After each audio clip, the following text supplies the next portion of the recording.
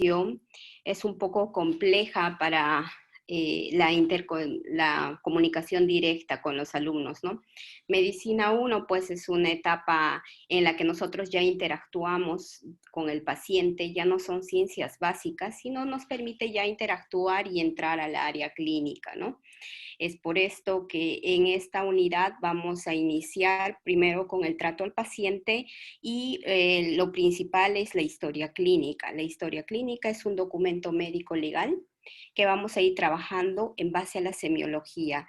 La semiología, que se va a ver en Medicina 1, es una herramienta que nos permite interactuar con el paciente y llegar a un diagnóstico. La semiología se ve en todo nuestro interactuar con el paciente.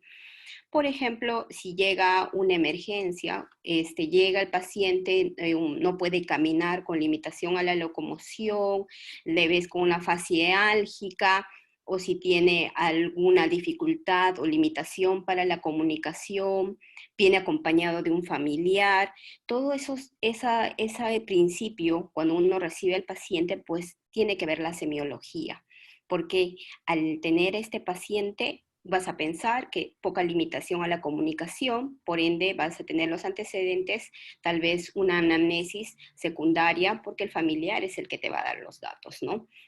Un examen físico es importante también en esta área y en base a la anamnesis y el examen físico llegamos a un diagnóstico, ¿no? Y en base a ese diagnóstico vamos a poder nosotros iniciar un plan de tratamiento, un plan de diagnóstico con ayuda diagnóstica, ya puede ser laboratorios, diagnóstico por imágenes, otro tipo de herramientas.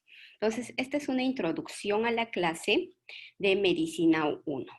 Para poder interactuar entre nosotros, yo les voy a pedir que por favor elijan, o si ya tienen una delegada para que podamos compartir el manejo del Zoom, para que podamos interactuar más dinámicamente. ¿Tienen alguna delegada, por favor?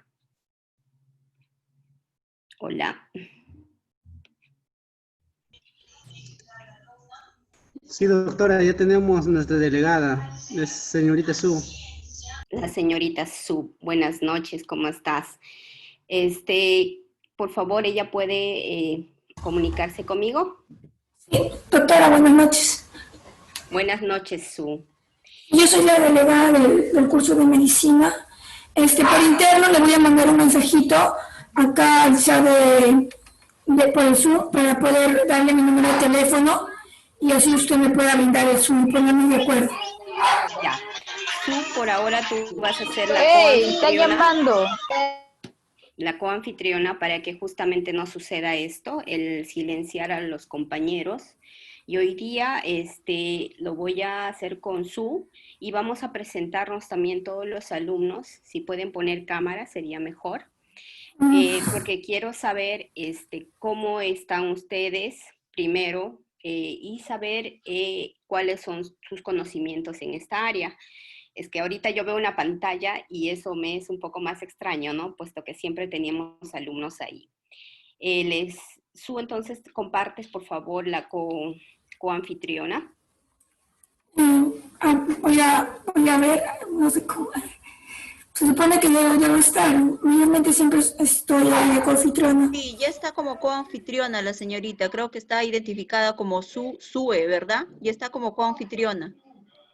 Ok. Ya. Ok, gracias. Entonces, ya con esta salvedad, vamos a comenzar. Como les decía, esta área de la medicina es importante este curso porque nos va a dar la introducción al manejo del paciente. Quisiera la intervención de un alumno, por favor, aparte de Su, el primer compañero que habló y de paso se presenta. A ver. Si no, Su, contigo que eres la primera, creo que te puedes decir tu nombre y algún aporte de esta área o qué esperas de esta cátedra de Medicina 1. Bueno, mi nombre es Suena Infantes Silva, la mayoría me dice Sue o Su.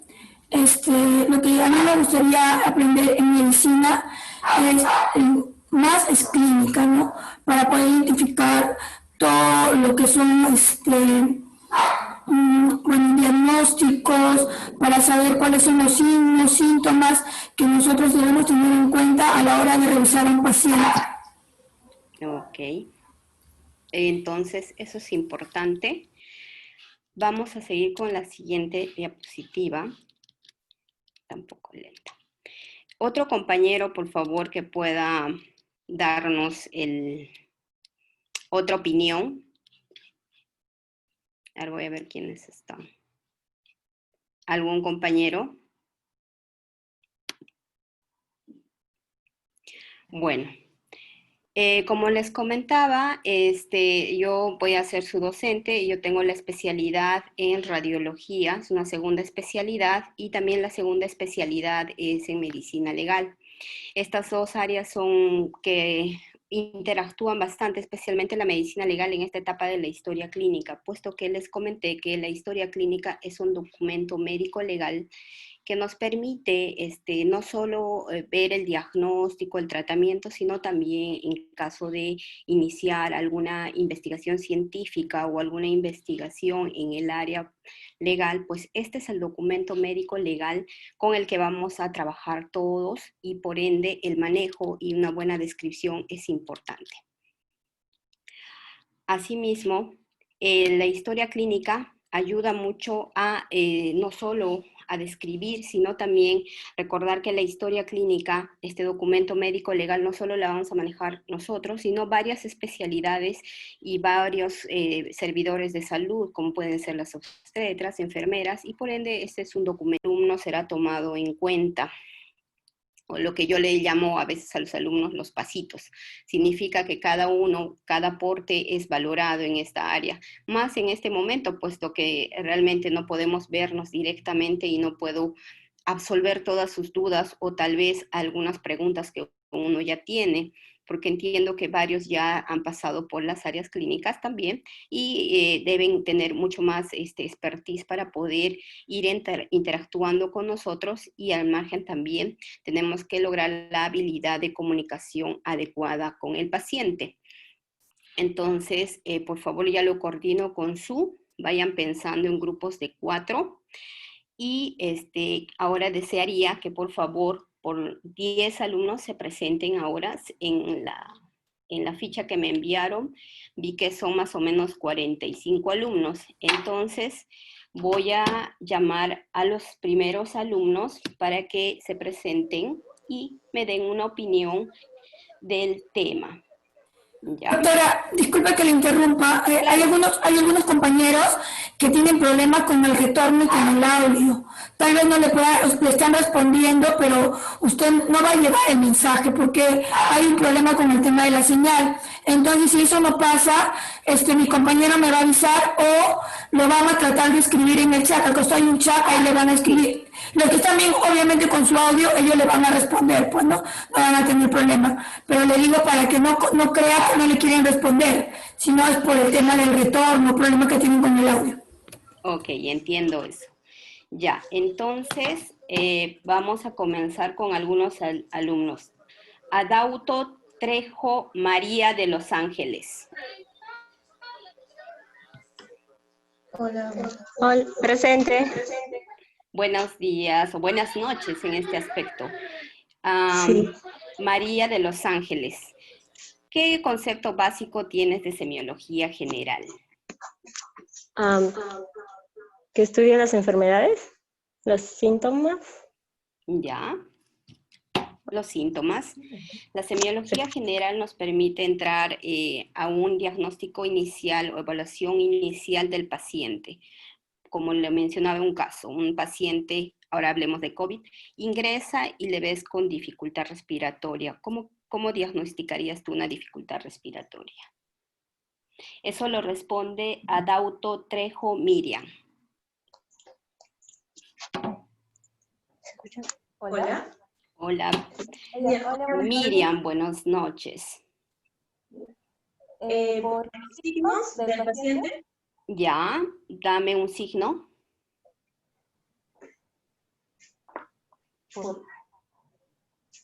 ¿Qué era lo principal en el COVID, en la patología respiratoria, por la que compraron muchos equipos? Unos que temerían. ¿Cómo? La saturación. Hola, Miriam.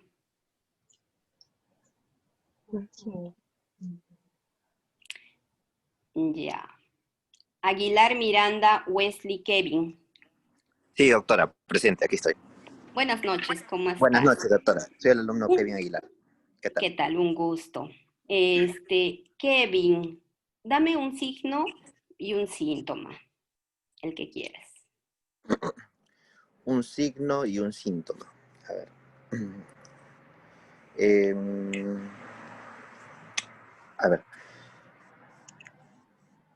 Un signo podría ser, a ver, cualquiera, ¿no?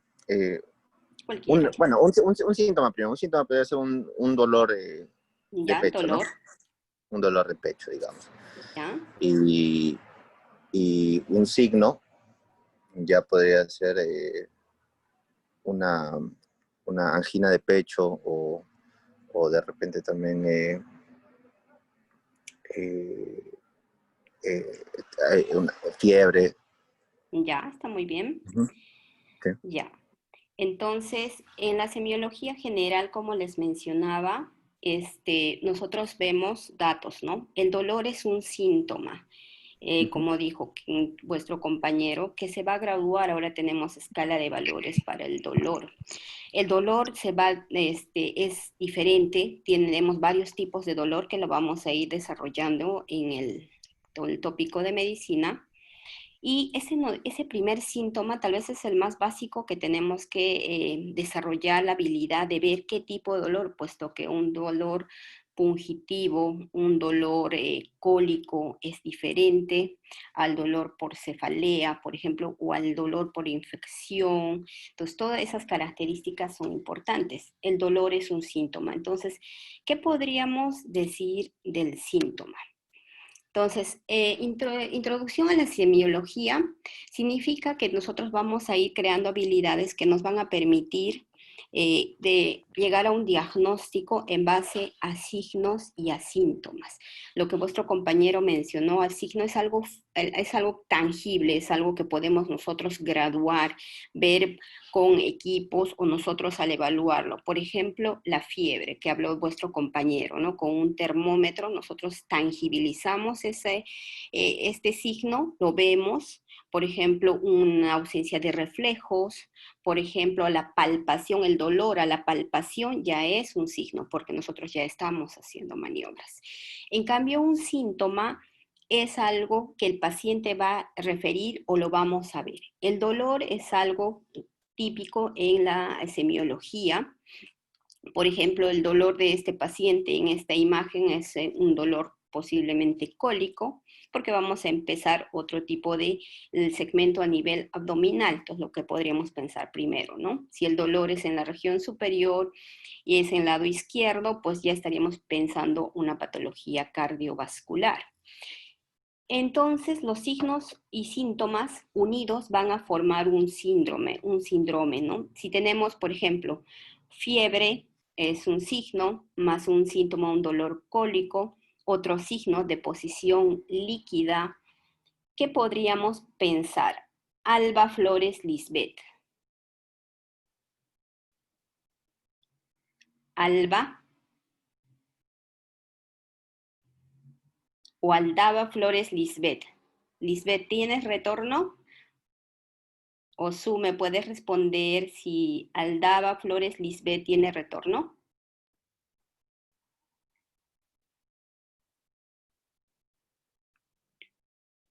Creo que no me está escuchando. Atúncar Donaire Luisa Mercedes.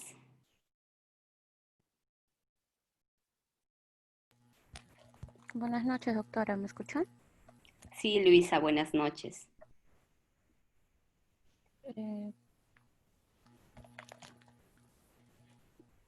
¿Cuál era la pregunta? Disculpe. Ya. Si pensamos o viene la emergencia un paciente y ves fiebre, ves un dolor a nivel abdominal tipo cólico y ves deposiciones líquidas, ¿qué síndrome estarías pensando? ¿O qué te llegaría a pensar? ¿O qué le preguntarías al paciente? Mm,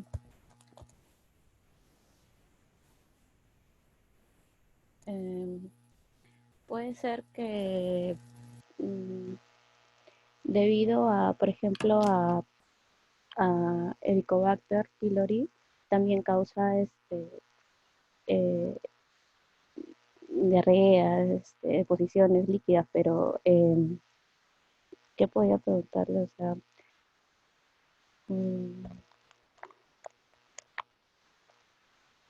mm,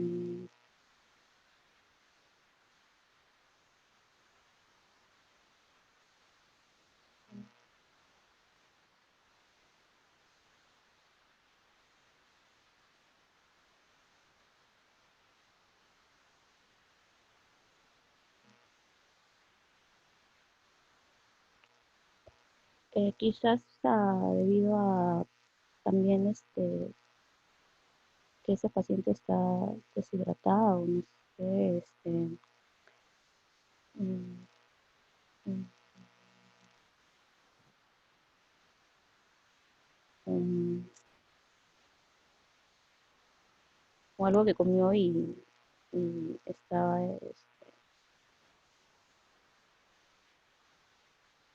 contaminado.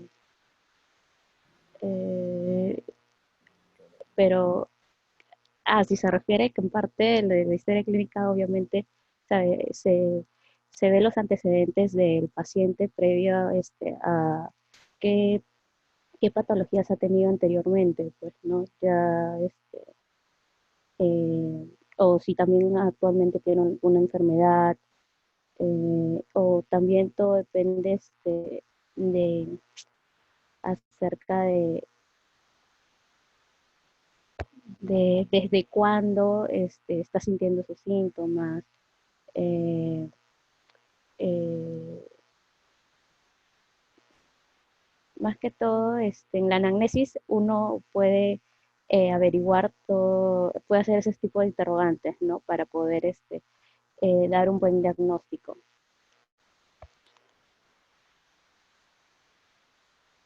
Doctora, ¿me escucha?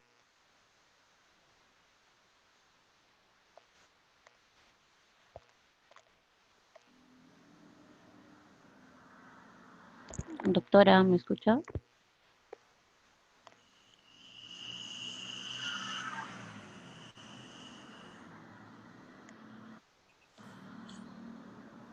Doctora, Doctora, apagó el micro.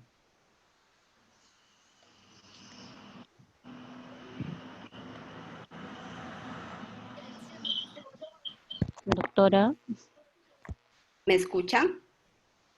Sí, No, ahora recién. sí. ahora recién. Ya, muy bien. Sí, estoy en la computadora del trabajo. Ya, me comentaba, sí escuché a vuestra compañera. Wesley estaba levantando la mano también. Alguien Sí, me doctora. pidió. Sí, Dígame. está levantando uno. Eso se podría hablar con el signo y el síntoma que dijo de un síndrome doloroso abdominal en primera Ya, instancia. Y, ajá, y de ir muy viendo bien. si es si ir viendo a qué área está enfocada, si va al epicondro derecho, si se irradia, ir preguntando, Ujú. ¿no? Y ya ir haciendo los, eh, toda la semiología, ir activándolo ahí. Pero poco a poco, por paso. Primero pensaríamos de Ya, un síndrome doloroso abdominal. muy bien. Wesley, te voy a anotar. Ya, lo que Wesley ha mencionado en este momento es la anamnesis, ¿no? Todo lo que tenemos que ir preguntando para llegar a un dato. El paciente vino con dolor, vino con fiebre y deposiciones líquidas. Entonces, para nosotros iniciar una evaluación del paciente, hacemos la anamnesis, que es una de la primera parte de la historia clínica. Como les había informado, la historia clínica es un documento médico legal, el que nos informa, nos orienta para ver la evolución, el diagnóstico de un paciente, en donde se transcribe, se traspola todos los datos que nosotros podamos tomar de un paciente. La anamnesis significa hacer un examen en base a los datos que nos puede brindar tanto el paciente o en este caso también el familiar. Por ejemplo, un paciente pediátrico, 2 años, el paciente no va a poder darnos los datos que correspondan, sino el familiar. ¿no? Entonces, la anamnesis va a estar dada por los siguientes puntos. La filiación, que son los datos del paciente, por ejemplo, su nombre, su edad. La edad es importante en este aspecto, puesto que tener 5, 10 años y tener este mismo síndrome, nosotros pensamos en una infección digestiva, podría ser la primera opción. Si tenemos un paciente, mujer de más o menos 34 años en edad reproductiva, con dolor y puede tener un retraso menstrual, nosotros pensaríamos también en otro síndrome. Y si fuera varón con antecedente, por ejemplo, del norte, que tiene un dolor irradiado hacia la región lumbar, pensaríamos también en otro diagnóstico. Entonces, la filiación es muy importante al momento de evaluar a un paciente porque nos va a permitir dar los datos. ¿Y qué tenemos que tener en la filiación? La filiación del paciente, los datos principales: nombre, edad, sexo. Tenemos que saber de dónde viene. Un paciente que viene, por ejemplo, de la sierra con dolor abdominal, que ha comido copiosamente carbohidratos, que es un paciente mayor, puede ser de 60, 50 años, que tiene dificultad o limitación para las deposiciones, que no ha estado haciendo deposiciones más o menos 1 o 2 días, que no es su ritmo habitual, pues ya estaríamos pensando en una obstrucción intestinal. Ya sería un diagnóstico más que nos permitiría. A otro alumno, por favor, aparte de Wesley, ¿qué sería también en la filiación? Como les digo, esta es una clase introductoria. La siguiente clase ya la vamos a hacer con profundidad. Esta clase quiero ir conociéndolos a cada uno. Balta Quiroz, Yot San Carlos. Doctora, ¿me escucha? Sí, te escucho. Ah, ya, qué bueno. Sí, dígame. ¿Qué más tópicos pensarías que en la filiación tienen que ser anotados en una historia clínica? Bueno, mencionó edad, mencionó nombre del paciente. Podría ser, no sé, lugar de que el paciente pertenece también, como Ya, explicaron procedencia, anteriormente. ¿no? Procedencia, como explicaron en la clase anterior, un paciente a veces no es lo mismo que uno de la costa, que uno de la sierra, que uno de la selva. También,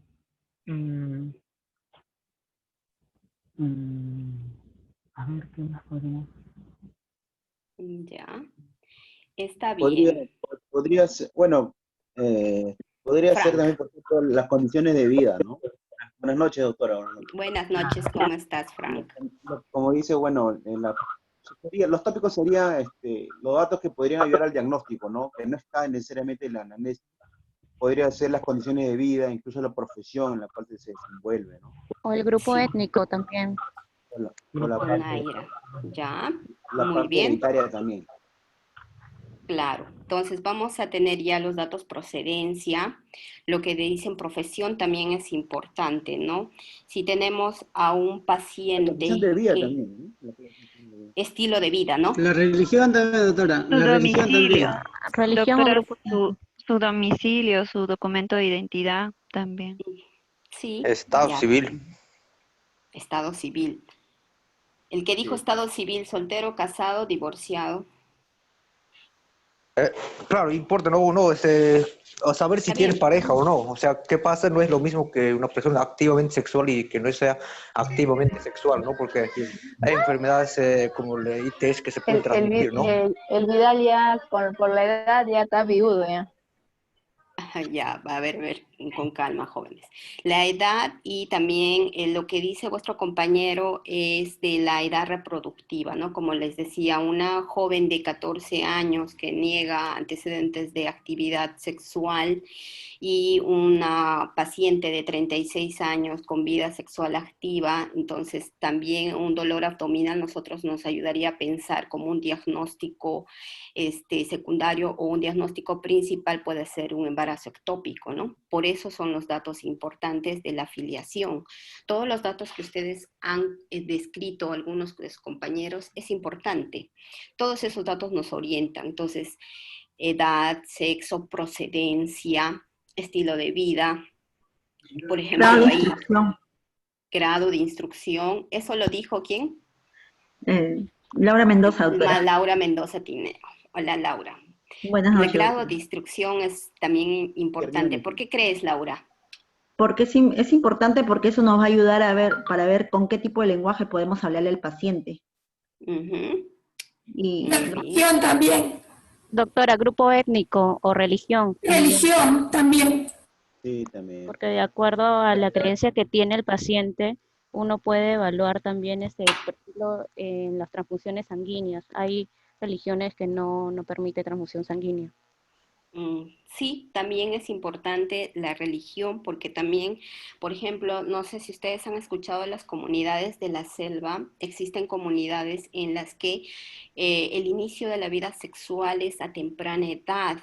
Entonces, en otras religiones o en otras comunidades étnicas, pues eso no existe. Por ejemplo, en la sierra, cuando vayan ustedes a hacer el serum, porque todos tenemos que hacerlo, en las comunidades de la sierra, aunque no crean, aún todavía se da el hecho de tener entre familias un convenio y poder unir parejas, ¿no?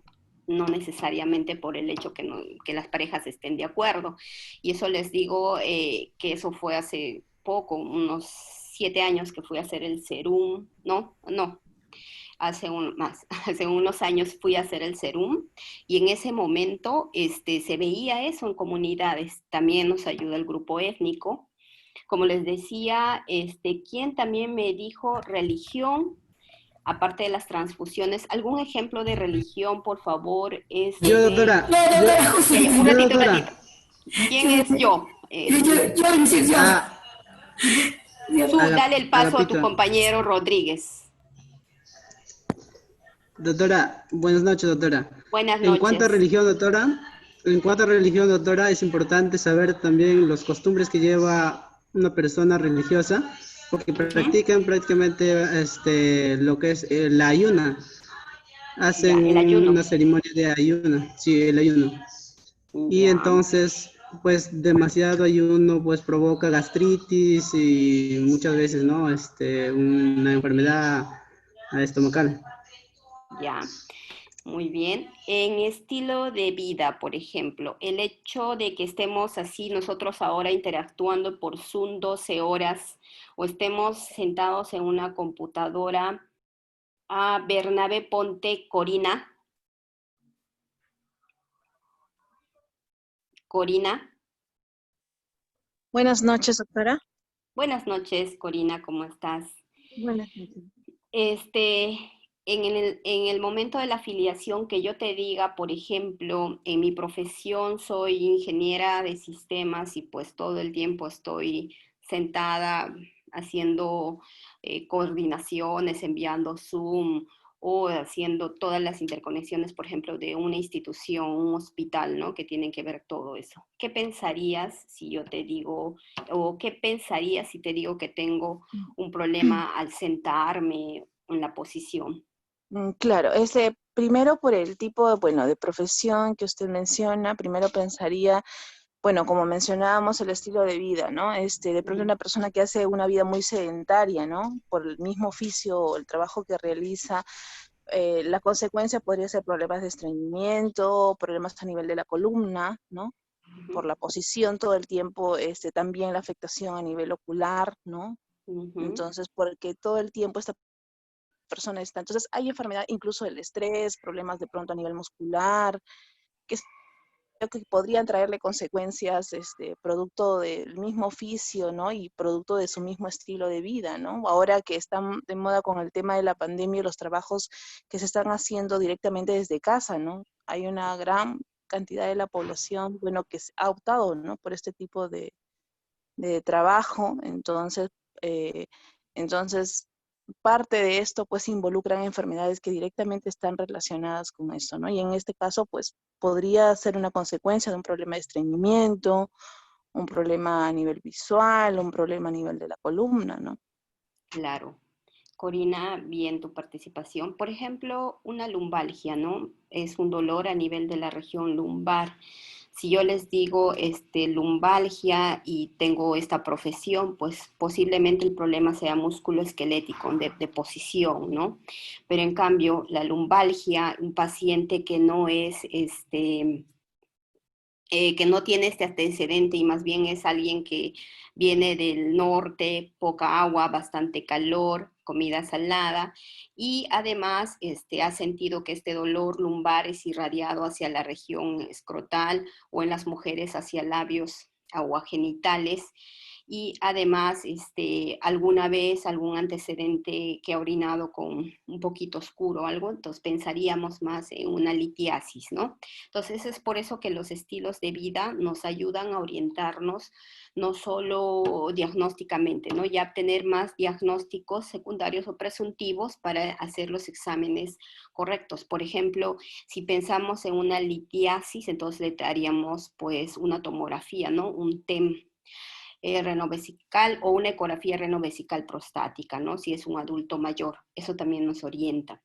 Aparte de los datos, después de Corina viene Bernabé, Quintana, Stephanie, Gisette. ¿Qué datos más de la anamnesis en la filiación podríamos aumentar, Gisette?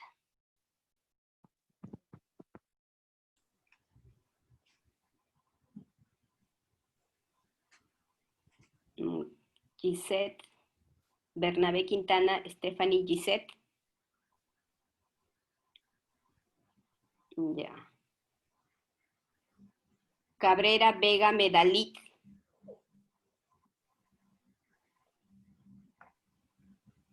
Medalit.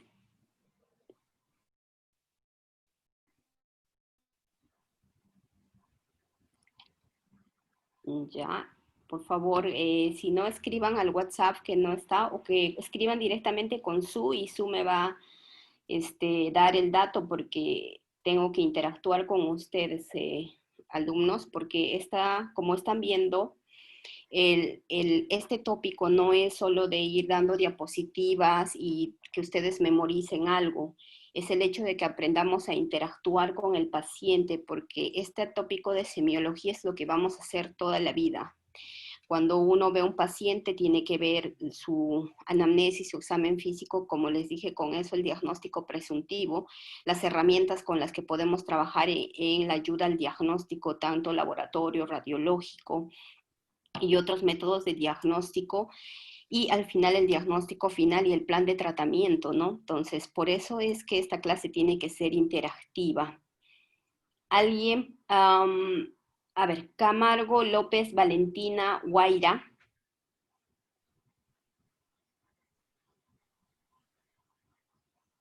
Ya. Doctora, buenas noches. ¿Puedo participar? Tania, Doctora, ¿no? buenas noches. Sí, Tania Ya. Romaní. Ya, y después viene la compañera que habló después de ella. Tania, por favor.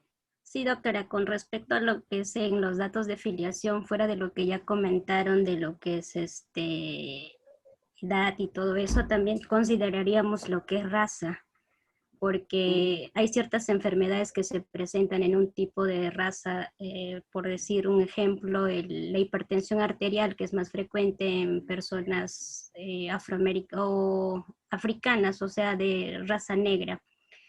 Y o sea, la raza nos va a ayudar bastante a distinguir cierto tipo de enfermedades. Vale, datos de filiación. Ya. La otra compañera. Doctora, buenas noches. Buenas noches, Gloria. Otros datos a considerar, doctora, en la afiliación podrían ser la nacionalidad. Gloria, no te estamos escuchando. Doctora, buenas noches, ¿me escucha? Ahora sí, Gloria. Dime. Otros datos de filiación que también se puede considerar, ¿podría ser lo que es la nacionalidad y el grupo Ya. sanguíneo? Ya, eso más en el examen, ¿no? Pero sí, la afiliación también, la nacionalidad nos ayuda a, por ejemplo, la asiática tiene otra propensión a otras patologías. Por ejemplo, nosotros en Perú, el que vaya con un problema respiratorio o un problema de tos crónica y nos vamos, por ejemplo, en los Estados Unidos, a Europa, a hacer, no sé, un fellow o hacer una pasantía o algo, ¿qué pensarían ellos primero, no? Que es un problema infeccioso y es un problema posiblemente de tuberculosis, puesto que en Perú tenemos una gran incidencia y prevalencia de esta enfermedad, ¿no? Eso nos orienta. Ujú. El lugar de residencia también, doctora. Procedencia, ¿no? Que ya lo habíamos Sí. hablado de procedencia. Muy bien. Esos son los antecedentes o la afiliación del paciente. Y en este caso también necesitaríamos a los antecedentes familiares en la afiliación. Otro alumno que participe sobre antecedentes familiares, ¿qué cree de los antecedentes familiares? Doctora. Obregón. Sí, doctora. Sadik, buenas noches. Sí, buenas noches, doctora. En los antecedentes familiares, por ejemplo, hay algunas enfermedades como la diabetes. Debido a la pandemia, las personas están muy sedentarias y eso puede conllevar a que se active la diabetes u otras enfermedades. Ya, muy bien. Enfermedades genéticas también. Por ejemplo, hay personas que tienen antecedentes de que sus padres o sus abuelos han tenido enfermedades coronarias y ellos a la larga tienen predisposición, o también el cáncer. Muchos dicen que el cáncer también es genético, ¿no? Aunque no está comprobado. Otra cosa que le quería decir, hay varios compañeros que le han escrito acá al chat, que están escribiendo su participación, como Jorge Calderón, que dice nombre completo, procedencia. Dice María Condeso, que dice pediculoso, torcido, de lo más común. Dice Aldaba, también han puesto testigo de Jehová, que prohíbe las funciones sanguíneas. Sedentarismo. Rodríguez Suárez, grado de instrucción. Hay varios. Ya, eso lo vamos a ir coordinando contigo, Su. Es bueno que lo coordinemos y lo vamos a hacer esto más dinámico. Está bien, por ejemplo, hablemos con Escobar, Choroco, Marco Antonio. Escobar, Choroco, Marco Antonio.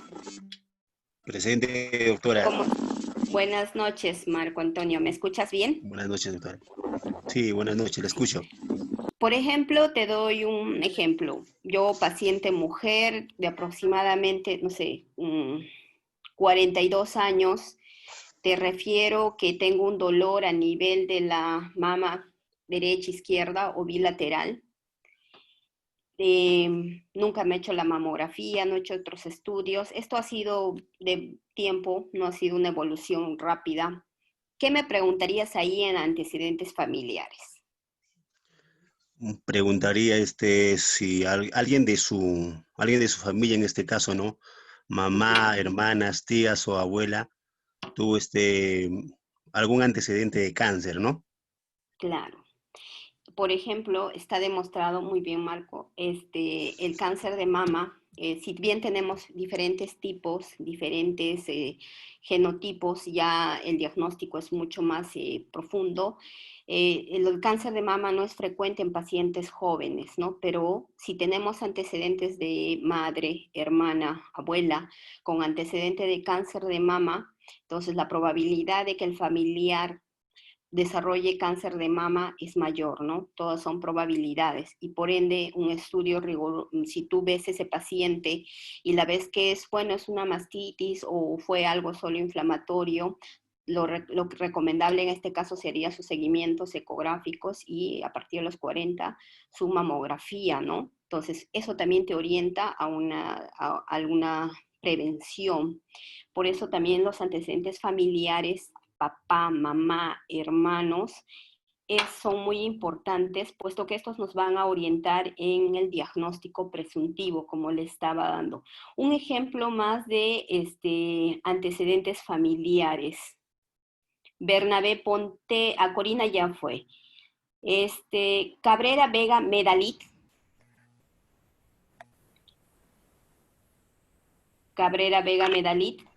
Doctora, buenas noches. Se me fue el internet hace rato cuando me llamó. Dígame. Un ejemplo más de antecedente familiar que sería importante. La alergia, doctora, porque hay algunos pacientes que son alérgicos a la penicilina, es muy importante también en la historia clínica, ¿no? Preguntarle al paciente si es alérgico a algún medicamento. Ya, está bien. Alergias, sí, también son importantes. En la afiliación del paciente, gracias, también es importante los antecedentes médicos, ¿no? Por ejemplo, antecedentes de patologías, que no nos estamos hablando. Por ejemplo, tener problemas digestivos, por ejemplo, una mala nutrición con un diagnóstico de gastritis crónica, que no se ha hecho chequeos y ahora el dolor es muy intenso, urente, que se exacerba la ingesta de alimentos, entonces ya estaríamos pensando que es una complicación o ya llegando a un diagnóstico tal vez de úlcera y por ende le recomendaríamos o el paso siguiente sería una endoscopía, ¿no? Entonces, esos antecedentes patológicos, ahora vamos a empezar a hablar de los antecedentes patológicos del familiar, del paciente. Entonces, otros antecedentes patológicos, por ejemplo, pueden ser los tratamientos que recibe, ¿no? Si un paciente hipertenso no ha recibido su tratamiento, su medicación continua, que esto sucede generalmente en pacientes adultos mayores que no tienen compañía, que le permitan tener un tratamiento continuo, pues esto va a limitar en cuanto al seguimiento del tratamiento, ¿no? A veces muchos pacientes dejan el tratamiento, especialmente pacientes crónicos como diabetes, hipertensos, que se sienten mejor o se olvidan la gente mayor y no toman su tratamiento. Entonces llegan a la emergencia y pueden estar teniendo complicaciones de hipoglicemia o hipertensiones y todo eso también nos ayuda. Otro antecedente en patología, ¿qué antecedente más sería importante? A ver. Tuberculosis, doctora. ¿Antecedentes quirúrgicos? Eso. La patología también tuberculosis, el antecedente es importante. Los antecedentes quirúrgicos, ¿no? Por ejemplo, yo vengo con un dolor a nivel abdominal en hipocondrio derecho, me duele bastante y uno pensaría, ¿no? Tal vez joven, 45, 50 años, podríamos pensar hipocondrio, cuadrante superior. Puede ser también según el cuadro, ¿no? La evolución. También pensaríamos en la vesícula, ¿no? Eso. Y nos olvidamos de preguntar a la paciente que he sido colecistectomizada, ¿no? Que he tenido una cirugía. Entonces, si tenemos ese antecedente quirúrgico previo, entonces ya retiramos de esa posibilidad diagnóstica eso, ¿no es cierto? Que tal vez sería nuestra primera impresión diagnóstica. Es por eso importante que ustedes continúen con todos los datos. Antecedentes quirúrgicos también son importantes, ¿ya? Porque no ve, y ha sucedido que pacientes llegan a ecografía de emergencia y me dicen, ¿sabe qué? Estamos pensando en una litiasis vesicular urgente que ya se nos va a complicar con fiebre y entramos a la eco y el paciente pues no tiene, ha sido colecistectomizado. Entonces, ¿qué pasó? Que en la emergencia con los pacientes ellos no le hicieron un buen antecedente o a veces el paciente no colabora. Entonces hemos perdido tiempo valioso, ¿no? Nosotros buscando la vesícula y al paciente trasladándolo a eco, que tal vez ya pudo estar haciendo otra atención con otro colega o ver otra impresión diagnóstica, ¿no? Entonces eso es muy importante. Igual con la apendicitis, sí, es frecuente, es un dolor abdominal intenso, pienso que es un paciente joven y a nivel de fosa ilíaca derecha tiene un dolor ya mucho más intenso, especialmente a la palpación.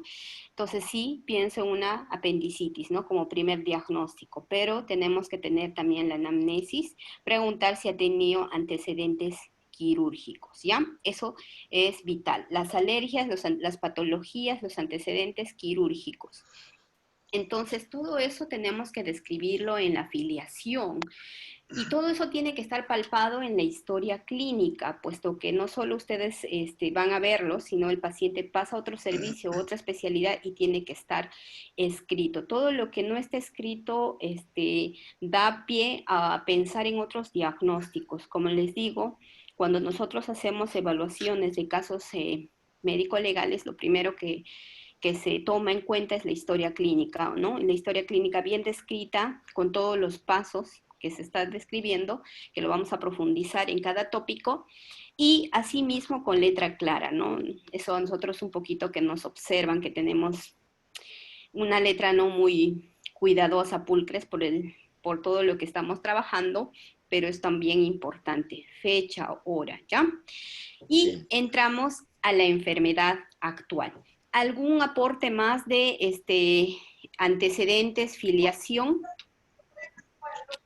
Podría ser también el lugar de procedencia previa antes de presentar la enfermedad. Por ejemplo, de repente viajó a la selva y ya podemos diagnosticar de repente esa fiebre que podría tener, puede ser por dengue. Ya, un viaje, ¿no? Que una fiebre intensa, en escalas, por horarios, y me he ido a la selva y me han picado mosquitos, ¿no? Eso también sí es un antecedente importante. Viajes. Doctora, disculpe. Jonathan, ¿verdad? Sí, también sí se podría considerar antecedentes si ha sido una persona alcohólica, una pancreatitis aguda. Claro, antecedentes de O si no, alcoholismo si tiene, crónico. o por los cálculos biliares podría ser también una colecistitis, ¿no? Claro, antecedentes No, de colangitis. Una colangitis, disculpe. No te preocupes, cuando nosotros hacemos esos antecedentes, también nos orienta, ¿no? Como ustedes han visto. Y todo eso se escribe. No se olviden, por favor. A veces hacemos toda esta etapa de la historia clínica y no lo escribimos. Como les digo, si no está escrito, no nos ayuda. Es como si no lo hubiéramos hecho, ¿ya? Por ejemplo, otro antecedente, el uso de métodos anticonceptivos en mujeres, también, especialmente un cáncer de mama, con antecedente de mujer que ha tenido familiar con cáncer de mama, mujer edad joven, usa métodos anticonceptivos, ya nos hace pensar un diagnóstico, ¿verdad? Otro aporte, por favor, en filiación y antecedentes, pueden ser familiares o de cada paciente. José Luis Vargas Flores. Sí. José Luis. También otro dato importante podría ser los antecedentes en cuanto al paciente, los hábitos, por ejemplo, ¿no? Si el paciente fuma, con qué ocasionalidad lo hace, si bebe, incluso si consume, se le pregunta, ¿no? De algún tipo de droga, que también podría indicar, no sé, pues, un dato importante. Claro, el uso de drogas, ¿no? Que es importante también. El consumo excesivo de alcohol. Ustedes cuando hagan el internado van a ver que siempre va a llegar un paciente con intoxicación alcohólica, así es que también es eso importante. También intoxicación por benzodiazepínicos, intoxicación en la sierra, cuando ustedes vayan a hacer el serum, pues por órganos fosforados, por raticidas también es frecuente. Entonces, todos esos antecedentes son importantes, ¿no? Por ejemplo, una persona que ha estado fumigando una gran extensión sin alimentarse y que de pronto pierde la conciencia, sin otros antecedentes de importancia también, eso nos permite orientar el diagnóstico, ¿verdad? Y eso sería un antecedente trabajo, ¿no? Del laboral. A ver, Gutiérrez, Silva, Isabel, Gladys. Doctora, buenas noches. ¿Puedo participar? Claro, Jaime, ¿verdad? Sí, doctora, buenas noches, sí. Ya, con respecto a afiliación, lo que no he escuchado es el tipo de seguro. Por ejemplo, puede ser que en menores de edad, que se ha visto en partes lejanas de selva y sierra, que uno puede captar a un niño que de repente no tiene seguro y la familia no sabe si este niño de repente, por falta de seguro, no ha recibido ningún tipo de vacunación o algún tipo de control, ¿no? De crecimiento y desarrollo. En lo que es antecedentes, por ejemplo, una persona que sufre hipertensión, en un momento dado, que si no está bien controlado, puede sufrir un accidente cerebrovascular, ¿no? Pueden complicar con una hemorragia subarachnoidea o con cualquier tipo de hemorragia, ¿no? En cuanto a los antecedentes de personas que viven en campos rurales, por ejemplo, las personas que normalmente sufren intoxicación son por el uso de herbicidas, y esto no usan una indumentaria especial para protegerse, ¿no? Ellos desconocen que a través de la piel también se pueden absorber y de esta forma sufren intoxicación, ¿no? Y llegan a veces casos de emergencia. Eso es lo que puedo aportar, Claro. pero gracias. Ya, muy bien, Rufín, ¿no? Ya. Y ese es importante también, los antecedentes que acaba de mencionar vuestro compañero, los antecedentes de atenciones, ¿no? Por ejemplo, un niño que no ha recibido todos sus aportes de vacuna o también reacciones a la vacuna, ¿no? Por ejemplo, que le han colocado la triple o otro tipo de vacuna y de pronto a las 2 horas presenta fiebre, la mamá la trae por fiebre, no alza térmica muy intensa, con un poco de dolor en la zona de colocación de la vacuna. Entonces pensamos que solo es una reacción al medicamento, típico, depende de la vacuna, y se le indica su paracetamol, se le calma a la madre y ya no pensamos más, ¿no? Pero en cambio, si tenemos un paciente que no le han colocado la vacuna y, por ejemplo, no ha recibido el tratamiento, como decía vuestro compañero, en la selva a veces no reciben el tratamiento, es lejos o en la misma sierra, entonces y ya pensamos que puede estar desarrollando otras enfermedades, ¿verdad? Entonces, antecedentes médicos en esos, vacunación. Y algo que no he escuchado es vivienda. Ya he escuchado también grado de instrucción, vivienda. ¿Quién puede aportar algo sobre vivienda?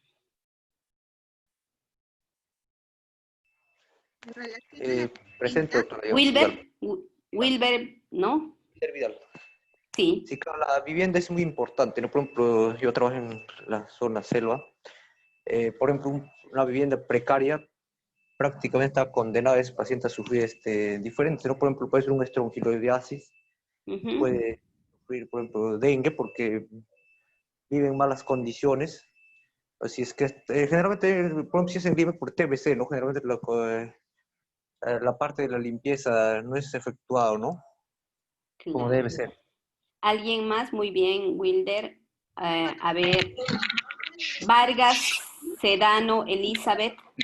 No voy a hablar. ¿Aló? Junior Pampam. Malco, hola. Buenas noches, ¿cómo está? Doctora, es importante el lugar donde uno vive porque el sistema de salubridad y el hacinamiento en cada lugar, sea una zona rural o no rural, pues puede ser un factor para desencadenar una enfermedad, ¿no? Si no tomamos las medidas preventivas adecuadas. Claro. Ya, está muy bien. En vivienda es importante anotar cuántos habitantes son en una vivienda, cuántas habitaciones tienen, ¿no? Por ejemplo, es diferente que una familia de 7 personas vivan en un departamento con 3 habitaciones, comparten las habitaciones entre 2 hermanos. Eso es importante. Por ejemplo, ahora en esta enfermedad que hemos vivido, así como la tuberculosis, ¿no? Si el familiar tiene el contacto positivo, es diagnosticado de tuberculosis o en este caso COVID, lo primero que nosotros tenemos que pensar es cómo viven, ¿no? Si están hacinados o si están contagiados ellos también. Pensaríamos en estas enfermedades infectocontagiosas, hacer el diagnóstico familiar, ¿no? Por ejemplo, en la tuberculosis se le da un tratamiento preventivo a los familiares directos, ¿verdad? Que eso lo van a ir viendo en el área de neumología. Eso es importante en los datos de vivienda. ¿Qué más sería importante en vivienda aparte del número de habitaciones que nos van a descartar o ver enfermedades infectocontagiosas? ¿Quién puede hablar? José Luis Vargas. Sí. Doctora, José Luis Vargas. Otro dato importante también sobre saneamiento básico, ¿no? Sobre todo el agua potable, ¿no? Hay lugares, los cascos urbanos sobre todo, donde todavía no tienen saneamiento básico. Y pues ahí en esos lugares es bastante recurrente las enfermedades gastrointestinales, enfermedades de la piel y enfermedades incluso respiratorias. Claro. Es importante también, como dice vuestro compañero, que tienen que ver si tienen servicios básicos, sin ir al SERUM, solo acá.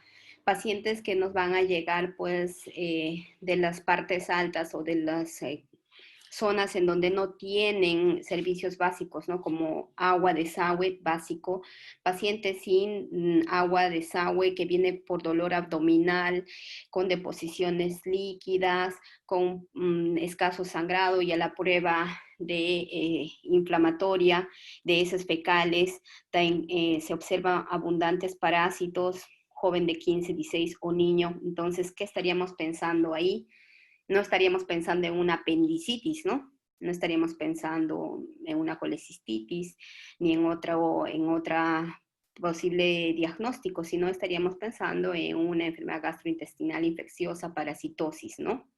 Que es muy importante y frecuente en los niños. Por eso es importante los datos de antecedentes en vivienda como el saneamiento básico, ¿no? Agua, desagüe, en especial eso, luz y otros servicios, ¿no? Por ejemplo, ahora la interconectividad es importante porque ahorita estamos haciendo control de pacientes vía Zoom, así como ahora la clase la estamos desarrollando. Por ejemplo, de salud y otras entidades, pues se ha implementado hacer el seguimiento en esta pandemia, incluso diagnóstico mediante este sistema. Y a tu paciente le dices, mire, yo le voy a hacer el seguimiento vía Zoom y no tiene ni luz ni tiene interconectividad. Entonces, eso es también complicado, ¿no? Para hacer un plan de seguimiento a estos pacientes, pues ese no va a ser el que vamos a elegir.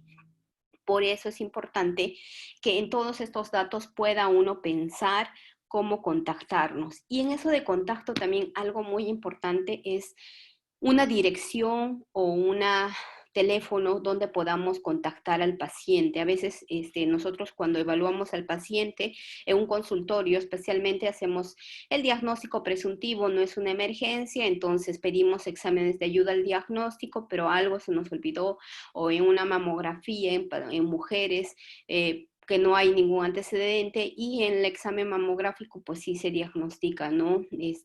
Un cáncer incipiente. Entonces, tener anotado los datos en la afiliación del paciente, teléfono o dirección donde podamos ubicarla, es muy importante. Eso también tienen que tenerlo en el número, que eso les va a ayudar para hacer el seguimiento al paciente. ¿Algún dato más en antecedentes, especialmente en filiación vivienda? ¿Alguien que pueda aportar?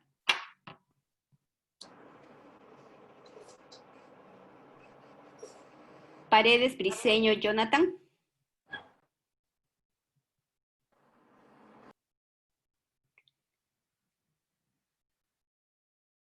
Paredes, Briceño, Jonathan, Jesús. Doctora, buenas noches. Isabel Gutiérrez, buenas noches.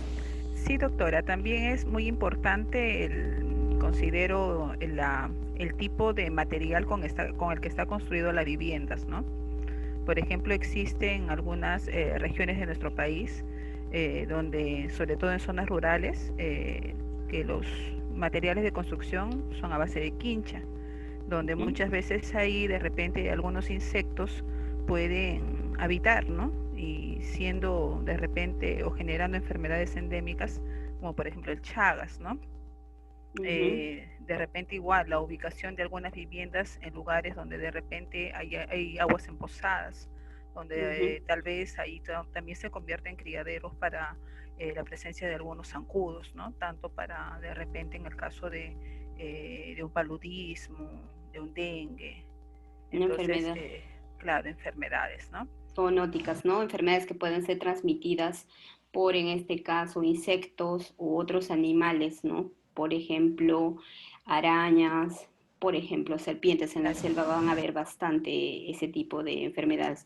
O también enfermedades por ejemplo, la estrongiloides y otras enfermedades que a nivel de manejo de plantas pueden contagiarse, ¿no? Y uno está pensando otras posibilidades, ¿sí? Eso también es importante. Entonces, como ustedes han visto, la anamnesis es una parte vital de la historia clínica en la que vamos a recolectar todos los datos importantes en relación a la patología o el diagnóstico de la patología de un paciente. Van a estar definidas por la filiación y los antecedentes, ¿no? Hemos desarrollado solo filiación y algo de antecedentes. En esta etapa es muy importante que ustedes puedan intercomunicar, así como lo estamos haciendo con el paciente, es decir, preguntando, al principio es una anamnesis inicial, uno pregunta al paciente el motivo de la consulta, ¿no? Porque está viniendo a hacerse atender, y en este caso el paciente relata todos los datos, signos y síntomas que ha ido presentando, ¿no? Deposiciones, dolor abdominal o alguna alza térmica. Entonces, ese es el primer relato o el acceso del paciente. Ustedes posteriormente o el médico vamos a hacer una anamnesis secundaria en la que vamos a profundizar según la presunción diagnóstica otros datos, ¿no? Como les decía, el antecedente quirúrgico, un dolor abdominal en hipocondrio derecho o cuadrante superior derecho a nivel abdominal, pues nos hace pensar un problema a nivel de vesícula o hígado o tal vez renal, ¿no? Renal derecho, y hacemos el antecedente, preguntamos antecedentes quirúrgicos y vemos que ha sido colecistectomizado y por ende ya un diagnóstico es apartado, ¿no? Ya estamos pensando en un problema hepático o algún problema renal, ya nos focaliza más a un diagnóstico. Entonces, esta etapa de la anamnesis es vital para una introducción al diagnóstico, una presunción diagnóstica que nos conllevará a hacer los siguientes pasos. En el estudio de la enfermedad actual, es el motivo por el cual el paciente acude, el motivo por el cual hace la consulta. En estos casos, por ejemplo, el principal síntoma con el que vienen pues es el dolor, ¿no? Puede ser en diferentes segmentos, localizado en varias áreas, por ejemplo, encefálico, una cefalea, paciente migrañosa, o también puede ser a nivel articular, ¿no?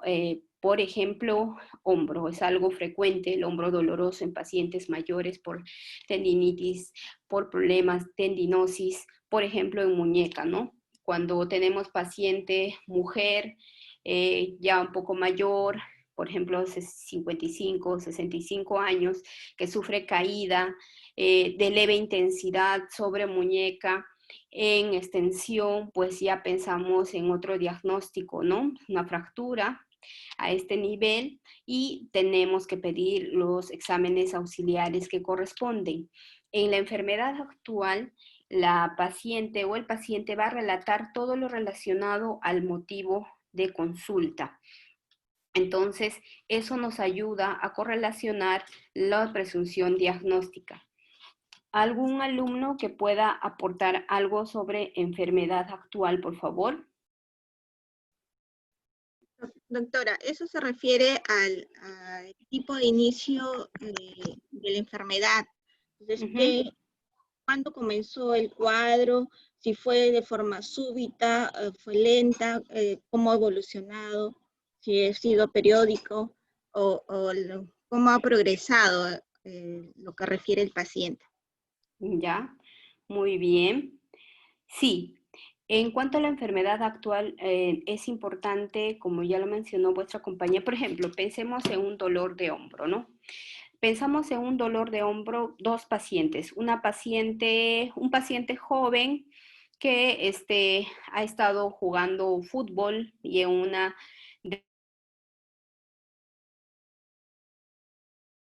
se levanta y sigue jugando, pero presenta nuevamente el dolor después de 2, 3 días a nivel de hombro. Y siente una molestia a la palpación y al levantar el hombro.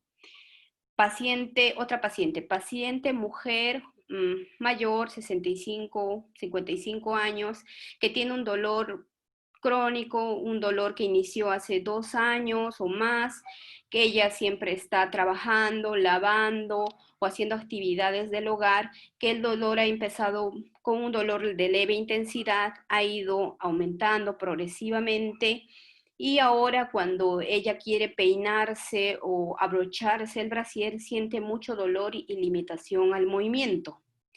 En estos dos pacientes, pues, si bien es el mismo síntoma, dolor en hombro, el inicio es diferente, la progresión también.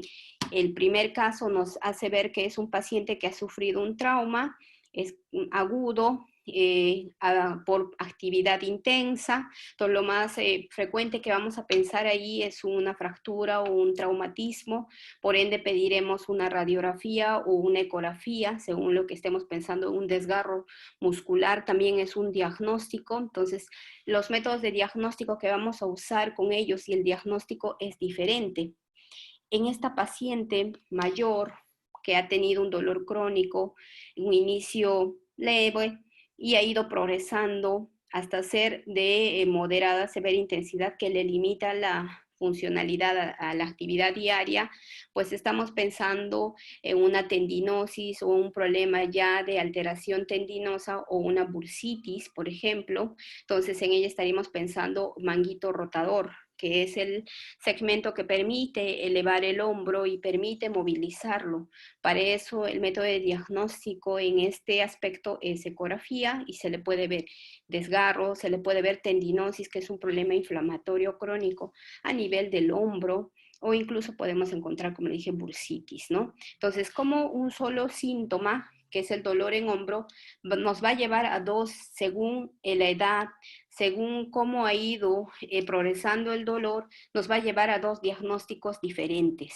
Entonces, por eso en la enfermedad actual es importante tener también los antecedentes que ya habíamos mencionado, tanto de filiación como antecedentes al trauma. Entonces, en este aspecto es siempre importante hacer todo el seguimiento, desde el inicio, cómo empezó el dolor, la progresión y las limitaciones que puede producir este dolor. Algo que puedan dar algún ejemplo en este cuadro en enfermedad actual, por favor. Salcedo Coronado Blender.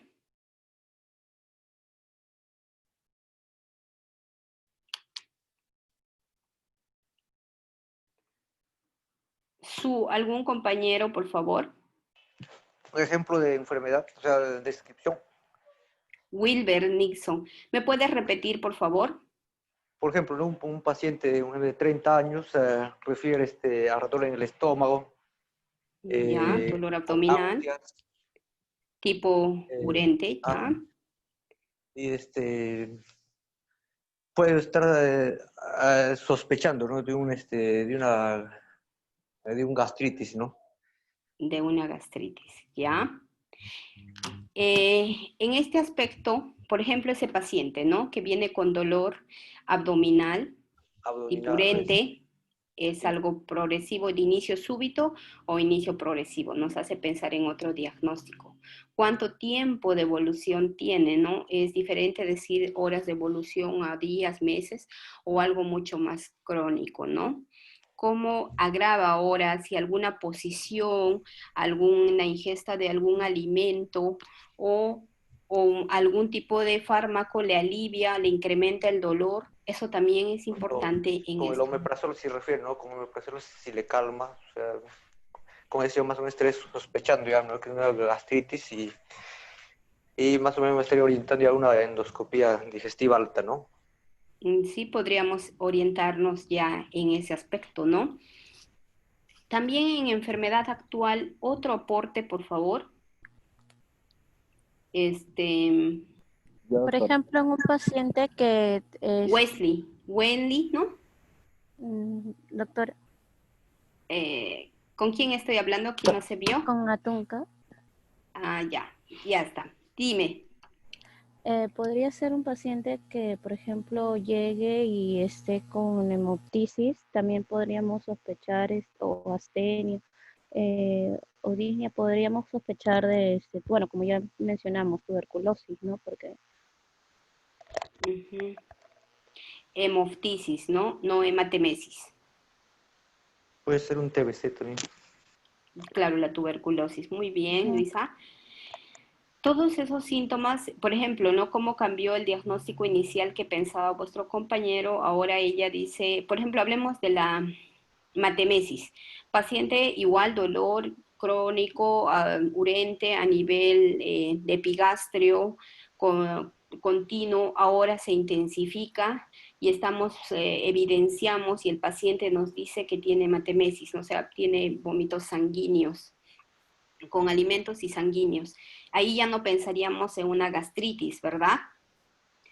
Estaríamos pensando, tal vez nuestro primer diagnóstico sería una úlcera péptica. Úlcera péptica. Ajá, claro.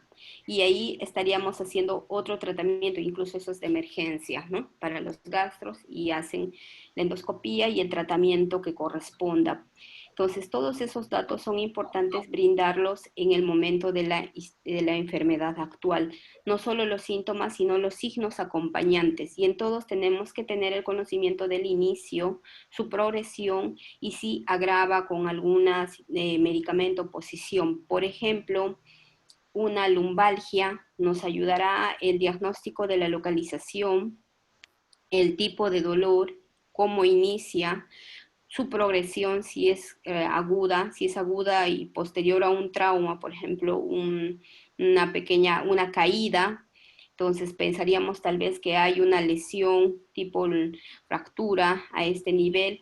Y si pensamos que es un paciente mayor y que ha tenido también antecedente de trauma o algo, podríamos también pensar en este diagnóstico o también problemas crónicos, ¿no? Entonces, todos esos datos son importantes en la enfermedad actual. Todos estos datos los vamos a ir profundizando en el siguiente tópico, que sí lo voy a desarrollar mucho más teórico. Ahora quiero conocerlos un poco más. Y entramos a la siguiente etapa, que es el examen físico. Doctora, buenas noches. Jerónimo, buenas noches. Dime tu opinión, por favor, del examen físico. Doctora, una acotación a la anterior, antes de pasar al examen físico. Dime. Puede ser una persona que esté deambulando en la calle y presente una crisis convulsiva. Puede estar ocultando también una neurocisticercosis. Claro. Y ahí en la afiliación nos interesaría, por ejemplo, paciente, generalmente a veces vienen de la sierra, antecedente ingesta de comida de cerdo continua. Mal preparada. Claro, sin saneamiento, ¿no? Porque a veces no tienen el saneamiento todos los alimentos que corresponden. Convulsiones, sí, podría tener cefalea también continua, produce cefalea de continua, progresiva, que a veces incrementa con el tiempo, y esto le lleva a un cuadro final, ¿no? Que puede ser las convulsiones, el antecedente, la edad, más los datos que nos puedan brindar, y ahí le tomaríamos una tomografía y podríamos evidenciar esa patología, ¿no? Diferente a un paciente mayor, antecedentes de hipertensión, que anteriormente tuvo un ACV isquémico, o que está tomando antihipertensivos y que lo dejó, no siguió el tratamiento por varios motivos, y que actualmente presentó cefalea y de pronto pierde el conocimiento y no tenemos datos, ¿no? Ahí pensaríamos otro diagnóstico sindrómico, ¿verdad? Sí. Por eso es importante unir no solo la afiliación, sino las antecedentes con la enfermedad actual. Ven cómo conjuga todo y nos lleva a un diagnóstico presuntivo que después lo corroboramos. Al examen físico, Guamán Chirinos Edith Rosalvina, disculpa. Guamaní Chirinos. A Guamaní Chirinos, sí, Edith. ¿Te digo Edith o Rosalvina? Edith. Edith, buenas noches, Edith. Dime, ¿qué opinas sobre el examen físico? Es muy importante porque nos va a permitir valorar al paciente en forma sistemática, ¿no? De forma cefalocaudal y para ver realmente y llegar a un diagnóstico. Si, por ejemplo, en un caso de un paciente que ha tenido un accidente de tránsito, entonces uno a la emergencia le va a valorar cómo está, si está consciente, valora si están sus pupilas, están activas, reactivas, además la movilidad, ¿no? Si te responde verbalmente, si está orientado. Entonces es muy importante la evaluación física. Muy bien. La evaluación física es la segunda etapa de la historia clínica, en la que nosotros vamos a evaluar al paciente. Ahí nosotros ya interactuamos para evaluar al paciente y esta va a ser organizada y segmentaria, ¿no? ¿Por qué es importante que sea organizada y segmentaria? Puesto que nos va a permitir ingresar o incrementar nuestra precisión diagnóstica, así como descartar algunas patologías según el examen físico que hagamos. Recordar que para el examen físico siempre informar al paciente que se va a hacer el examen y los procedimientos, especialmente en niñas menores. Tengan mucho cuidado en ese aspecto, y menores de edad, si en lo posible se evalúa con familiar al lado, ¿ya? Siempre los que van a ser pediatras ya van a saber eso, pero tengan un cuidado al respecto. Entonces, el examen físico lo vamos a dividir en dos áreas o en dos segmentos grandes. El examen físico general y el examen regional. En el examen físico general vamos a ver los síntomas principales, ¿no? Por ejemplo, fiebre, podemos evaluarle la temperatura, peso, talla, índice de masa corporal tan importante ahora, saturación y otros datos. Pero todo este examen físico se va a tomar en varias, el examen ectoscópico va a ser en varias etapas. Son 4 etapas principales. La observación, que nosotros vamos a observar al paciente, por ejemplo, la facies álgica, vamos a observar si tiene limitación a la locomoción, vamos a ver si tiene alguna erupción, por ejemplo, dérmica, vamos a observar, por ejemplo, la higiene, vamos a observar algún otro signo que nos haga pensar en alguna patología, por ejemplo, abdomen incrementado en volumen, entonces ya estaríamos antecedente de patología hepática crónica, por ejemplo, alcoholismo crónico, entonces ya nos haría pensar otro aspecto, ¿verdad? Y en este abdomen además vamos a ver un veteado venoso, también nos haría pensar en otro aspecto. Entonces, inspección. Después de la inspección, ¿qué viene? ¿Algún alumno que quiera participar? La palpación. Doctora, palpación. Gloria, ¿verdad? Auscultación, doctora. No, vamos a ir por partes, muy bien. Gloria. Auscultación, doctora. Ya, Gloria, vamos a hablar de la auscultación. ¿Qué es la auscultación?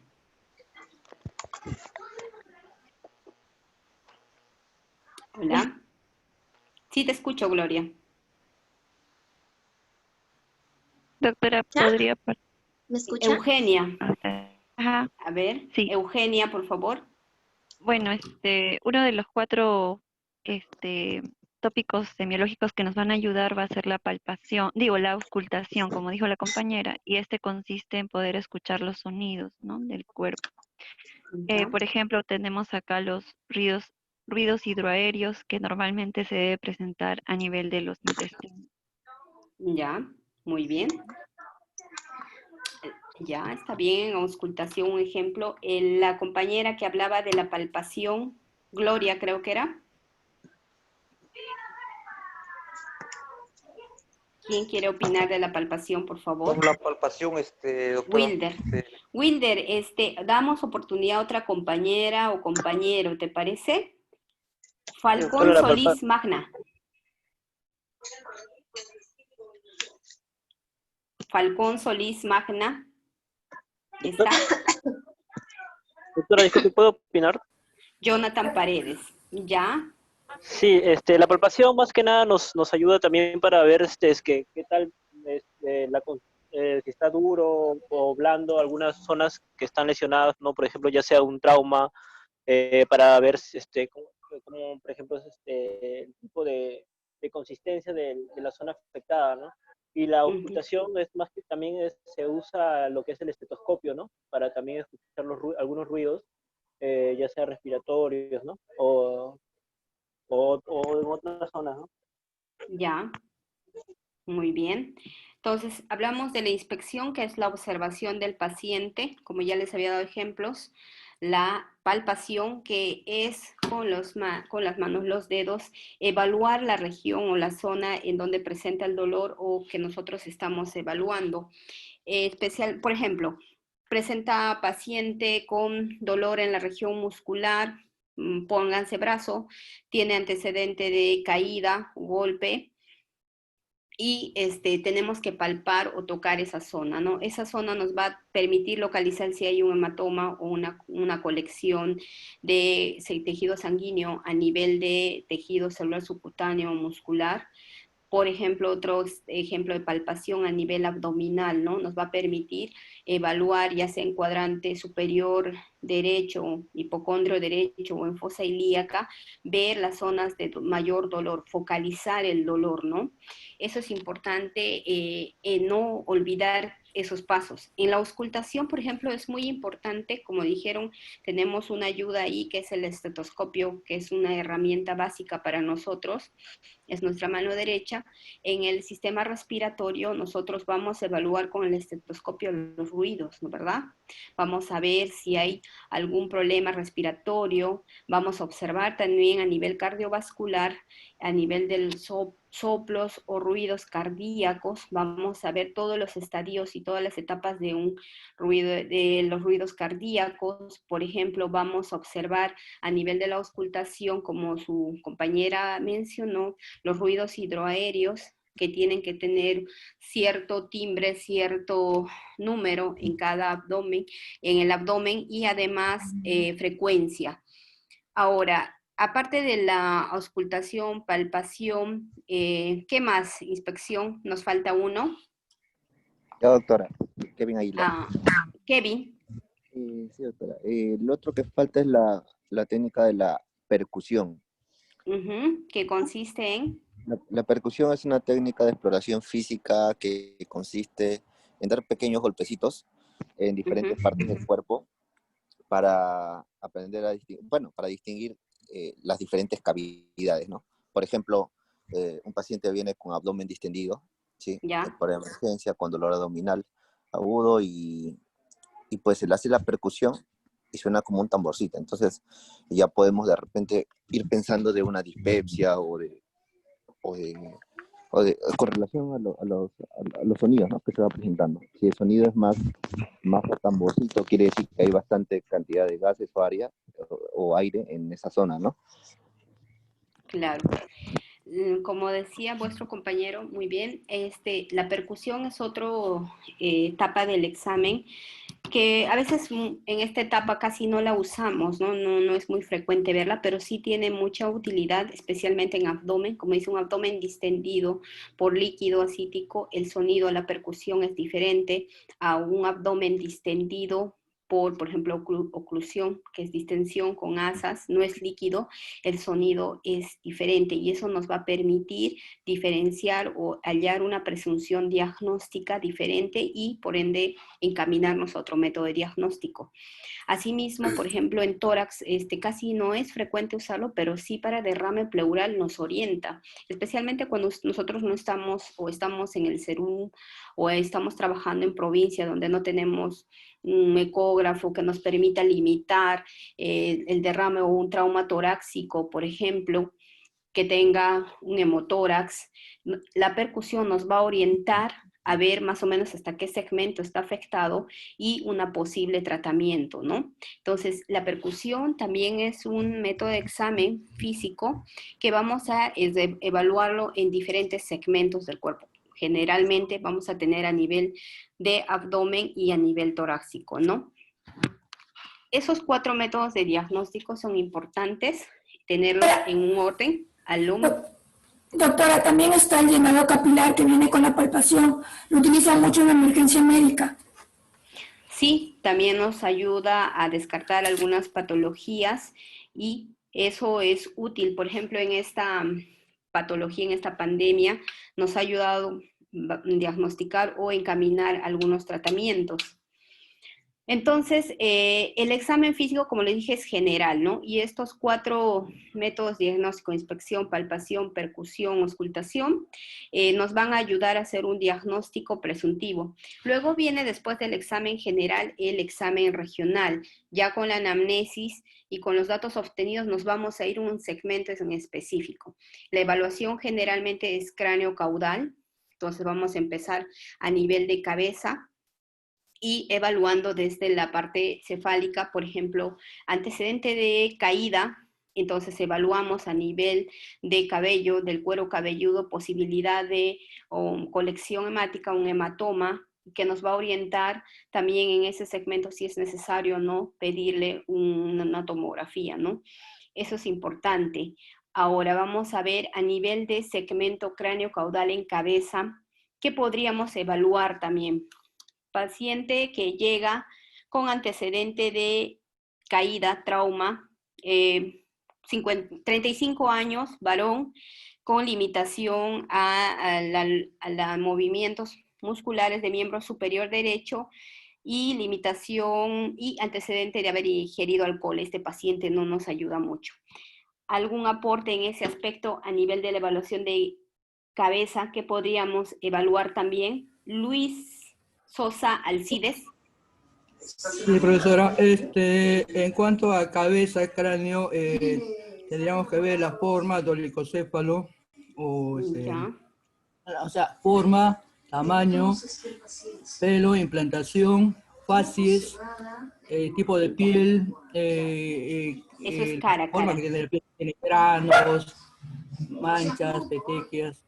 En cuanto al paciente que viene inconsciente, presumiblemente, que si uno sabe por el olor de que tiene ingesta alcohólica, si tiene, me parece, el lado derecho, me dijo, ¿no? Sí. Ya, entonces tendríamos que revisar cuidadosamente el lado izquierdo, porque es contralateral la herida. Y a ver si tiene sangre por los oídos, preguntar si ha vomitado, si respira normal. Bueno, eso sería lo primero que tendríamos que hacer. Evaluarnos el sensorio. Ya, el sensorio. Sí, está bien. En la evaluación de cráneo y cara, que es lo que has descrito, es importante, como has visto, la inspección, la palpación es importante en este segmento, ¿no? La auscultación no la vamos a usar poco, casi nunca le usamos la auscultación a nivel de cráneo, pero la palpación, la inspección e incluso la percusión para ver si hay algún problema de colección, localizar bien, se usa a nivel de este segmento. Entonces, cada método de ayuda para el examen, ya sea la inspección o la palpación, va a ser diferente en cada segmento, ¿no? Por ejemplo, a nivel de cuello, es importante también la inspección, por ende, la palpación y la percusión tampoco la vamos a usar mucho, ¿no? La auscultación sí para ver a nivel de vasos. Entonces, como ven, cada método que se ha ido observando es importante desarrollarlo en cada segmento. Aparte del segmento regional y más o menos desarrollando el área, nosotros también tenemos que evaluar por sistemas, ¿no? No solo cabeza, cuello, tórax, abdomen, sino también por sistemas, sistema cardiovascular, sistema respiratorio, el sistema endocrino, el sistema musculoesquelético. Entonces, aparte de ser por segmentos, tenemos que hacer una evaluación sistemática de esta región. Por eso, cuando uno evalúa a un paciente, tiene que ser organizado y tener todas las herramientas necesarias para evaluar a este paciente. Entonces, hemos ido evaluando y viendo a cada tema, desarrollando en general todo lo que vamos a hacer en este segmento de Medicina 1. Vamos a ir desgranando cada tópico que hemos visto que parece corto, pero realmente todo esta área de semiología o Medicina 1 pues es amplia y tenemos poco tiempo para desarrollarlo. Por ende, para hacerlo dinámico y estar interactuando y poder ir evaluándolos continuamente, vamos a hacer grupos, ¿ya? Los he ido conociendo poco a poco. Vamos a ir presentándonos con nombre, edad, el momento de la exposición y actualmente cómo está viviendo la pandemia. Este trabajo va a ser en grupos de 4 personas, no más, por favor, puesto que el trabajo entre más compañeros a veces limita que podamos participar todos. Vamos a ir repartiendo temas según cada segmento, va a ser interactuado entre nosotros y todos los aportes que se puedan brindar yo los voy a ir moderando y vamos a ir avanzando el tema. El trabajo, como les dije, son por 4 alumnos y tienen que exponer el tema relacionado a la materia. La próxima, mañana, yo voy a desarrollar el tema de semiología general y todos los tópicos que ahora lo hemos tomado con pincelada y con ejemplos, y va a ir siendo con ejemplos para que ustedes más o menos se orienten y puedan desarrollar una historia clínica adecuada. Entonces, mañana vamos a tocar el tema de historia clínica. Doctora, disculpe que le interrumpen, solo nos toca con usted, lamentablemente, los días jueves. O sea, mañana no nos toca la otra semana nuevamente el jueves. Ya. Eso sí lo coordinamos entonces internamente para que veamos cómo vamos a organizarnos, pero sí se organizan en grupos de 4. ¿En el grupo cuántos son? La relación que yo tengo es que son en total 58 alumnos. 58, sí, tendríamos que ver, hay algunos que creo que se han retirado. Voy a solicitar a Coordinación Académica que me dé la relación específica solamente de medicina 1, para saber con exactitud cuántos alumnos somos. Porque yo tengo la relación general, y en relación general tenía algo de 59 alumnos, pero hay uno creo que se retiró. Y bueno, no sé si en este grupo hay algunos que se han retirado o no. Claro, yo tengo una lista de 58. Bueno, con los que voy a pedir yo también nuevamente la lista de alumnos que van a participar en el curso, y sí, se organizan en grupos de 4, la lista la pasan a Su para ya repartirles los temas. También va a ser una exposición máximo de 20 diapositivas. La exposición va a ser de 20 minutos con una réplica de 10 minutos, que lo vamos a ir haciendo los aportes, la corrección, algunas dudas que se puedan ver en la exposición. La voy a hacer la réplica. Entonces van a exponer 2 grupos por día, para que la otra hora yo ya dé el tema, ¿no? Voy a dar el tema y los otros lo va a ir exponiendo los grupos, ¿ya? Y no se olviden de coordinarlo eso con Su, porque es parte de la evaluación, y los tópicos mañana los vamos a repartir acorde al número de alumnos que me dé a conocer Su, y hacerlo dinámico a partir de la próxima semana. Entonces, ¿alguna duda, alumnos, algo que pueda aportar en este tema? Como les digo, es una introducción, es como una pincelada general a todo el tópico que vamos a desarrollar de Medicina 1. Vamos a ir desarrollando desde mañana puntualmente cada tema, la parte teórica, y les voy a pedir que usen o lean antes de cada tema para que esto sea dinámico. Como les digo, tenemos que tratar de hacer herramientas que permita que ustedes puedan estar más dinámicos, porque terminando toda esta pandemia, tenemos que entrar en actividad y hacer la interacción con el paciente, ¿ya? Fuentes Silva Suelen, ¿algún aporte, por favor? Sí, doctora, lo que le quería pedir un favor, porque muchos de mis compañeros tienen el problema de retorno. Entonces, mayormente todas las exposiciones siempre se daban pregrabadas.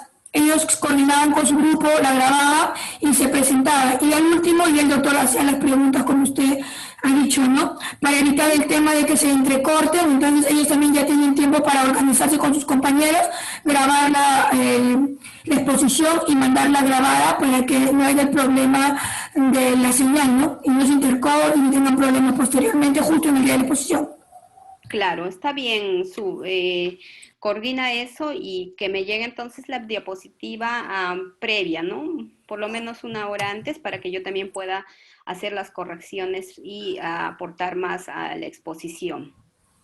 Sí, doctora, le doy mi número de teléfono pues, para que y ahí coordinamos. Y ahí me informo. Por interno, ¿cómo lo puedo hacer? Porque yo siempre lo sé, ¿por privado? Sí, en privado te voy a pasar. Ahorita le voy a pedir a la señorita Fabiola que me dé los datos y yo te voy a pasar. Escríbeme al correo que te he puesto. Por favor, alumnos, todos tengan el correo para cualquier duda o aporte o alguna dificultad. Este correo siempre lo tengo abierto y voy a poder comunicarme con Su, por favor, contigo lo voy a hacer vía telefónica cualquier duda o consulta, y porque saben que el teléfono a veces no lo puedo responder continuamente por el trabajo que estoy haciendo o por las guardias que tenemos, ¿ya? Su, ¿algún aporte, algo más que puedas darnos? Profesora, hoy día mis compañeros, muchos de ellos han participado, tal vez por el tiempo no podía usted ver sus participaciones que están en el chat. No sé cómo yo podría hacer para alcanzárselas, para que usted vea que a pesar de que ellos no tienen audio o a pesar de los problemas que han tenido por el tema de la señal, ellos le han contestado, pero por este tema del internet y toda la señal, entonces quisiera que por favor también los considere a ellos, porque vaya a pensar usted que ellos no han querido participar, pero sí lo han hecho. Ok, entonces Su, haz una captura de todos los mensajes y me los pasas por el correo, me mandas por favor tu número, yo te voy a dar también el mío y me pasas de hoy todos los aportes de vuestros compañeros, ¿ya? Leo Nieto quería conversar algo, dígame. Sí, lo escucho. Juan José Luis Vargas, sí, te escucho. Doctora, mire, lo mismo que la clase anterior, lo que pasa, no sé si usted ha coordinado con la reunión sobre las horas semanales, ya que este curso y usted le dijo también a la compañera Su. Ya, José Luis, disculpa que te interrumpa, pero no te hemos escuchado, no tienes buen retorno, por favor, mándalo en mensaje a Su y ella me va a enviar o al correo si quieres envíame un mensaje y voy a responder tu duda, porque no tienes buen retorno, no te estoy escuchando. José Luis, ¿me has entendido? Tú, por favor, escríbele a José Luis y dile que no le estoy escuchando y que me lo vas a pasar el dato, ¿ya? Ya, doctora, yo le voy a decir que me mande lo que él desea decir.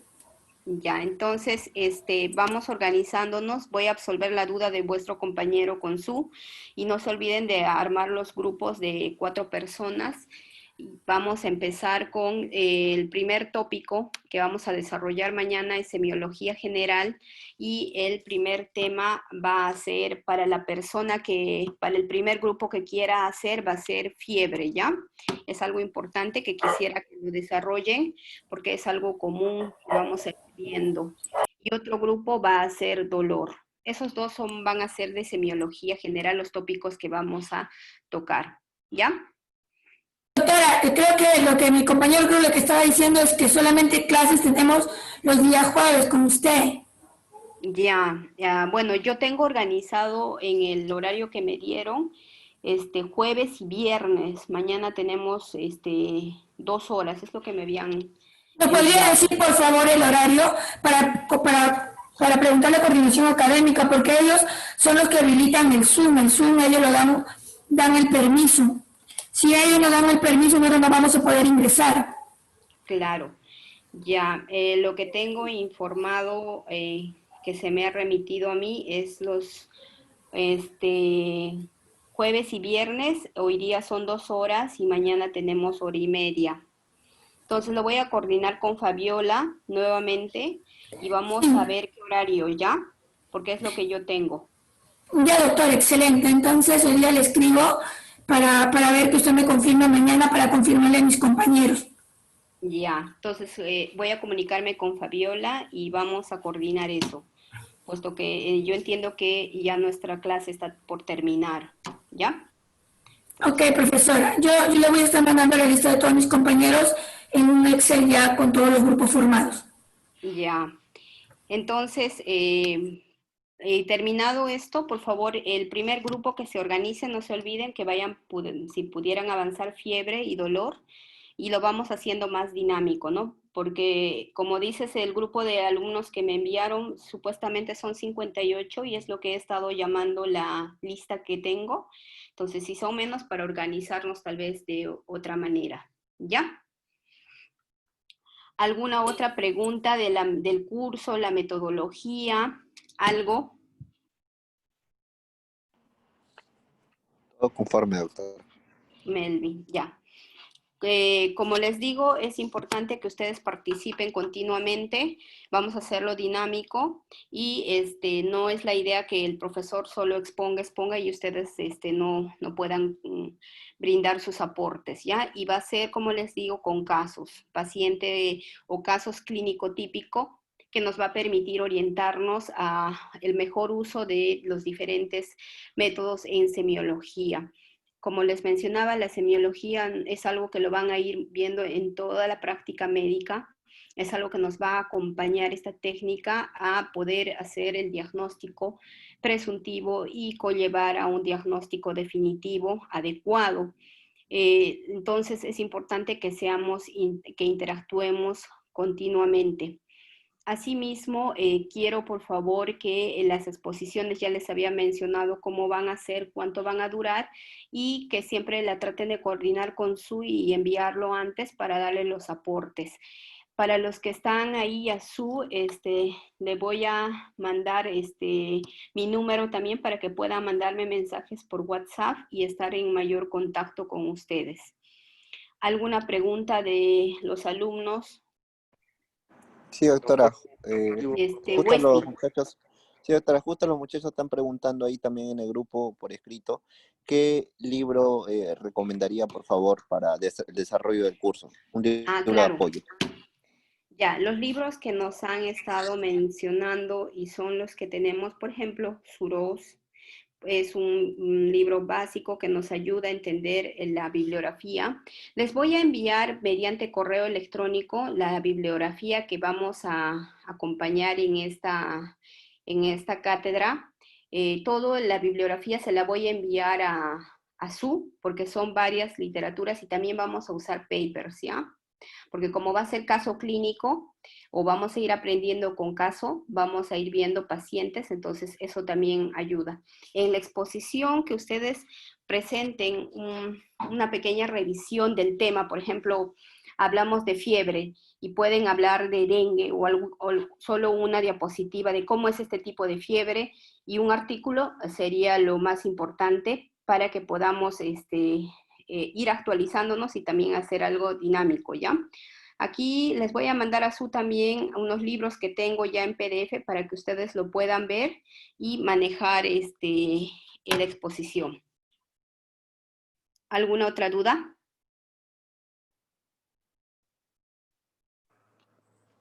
Creo que está todo conforme, doctor.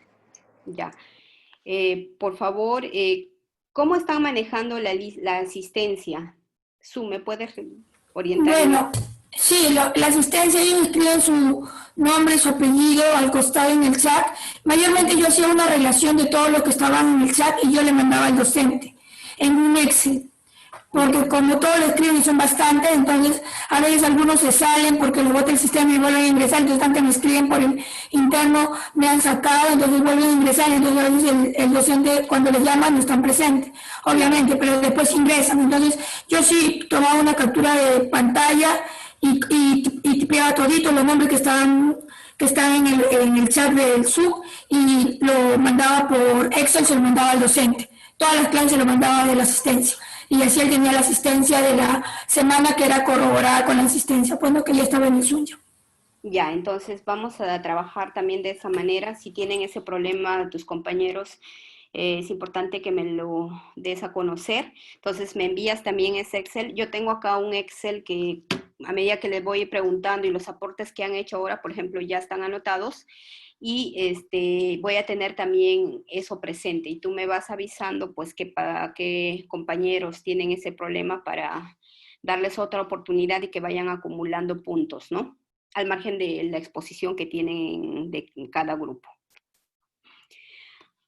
Entonces creo que quedamos así, hemos visto ya los tópicos, las exposiciones son vitales y de las diapositivas que voy a ir presentando también van a salir las preguntas, ¿ya?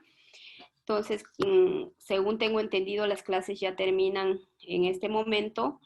coordinen por favor todo con Su, y los que quieran darme alguna duda o que no se les ha podido escuchar, me pueden escribir a este correo, ¿sí? Ya, doctora, gracias. Gracias por la información. Ya. Bueno, gracias, a ustedes, a ti, Su, y cualquier duda, por favor, lo manejamos por interno, ¿ya? Buenas noches, jóvenes, que descansen. De igual manera. Buenas noches. Hasta luego.